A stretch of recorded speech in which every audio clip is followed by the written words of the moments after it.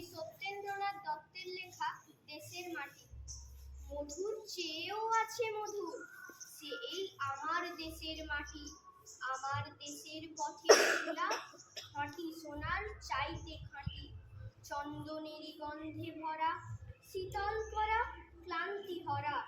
যেখানে তার অঙ্গ রাখি, সেখানটিতেই শীতল পাখি। শিওরে তার সূর্য এসে সোনার কাঠি ছোঁয়ায় ভেসে।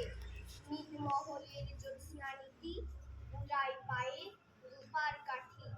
নাগের বাঘের পাহারাতে হচ্ছে বদল দিনে রাতে।